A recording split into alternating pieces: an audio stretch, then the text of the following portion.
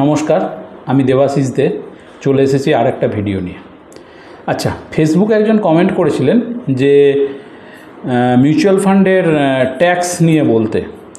দেখুন, মিউচুয়াল ফান্ডের ট্যাক্স দু রকম হয়, একটা হচ্ছে long term capital gain tax আর একটা হচ্ছে short term capital gain tax.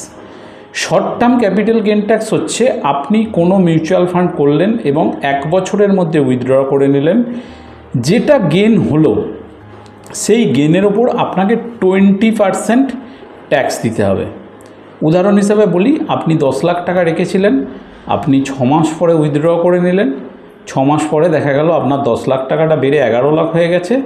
এই 11 লাখ, এই যে 1 লাখ টাকাটা বাড়লো, এর ওপর 20% অর্থাৎ আপনাকে প্রায় 20,000 টাকা ট্যাক্স দিতে হবে। Long term capital gain tax কী জিনিস?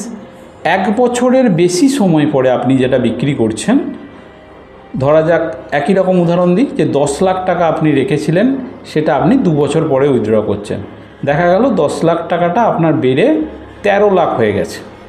এই যে 3 লাখ টাকা ক্যাপিটাল গেইন হলো, এর ওপরে 12.5% ট্যাক্স দিতে হবে। এখন এই ট্যাক্স কি রিমুভ করা যায়?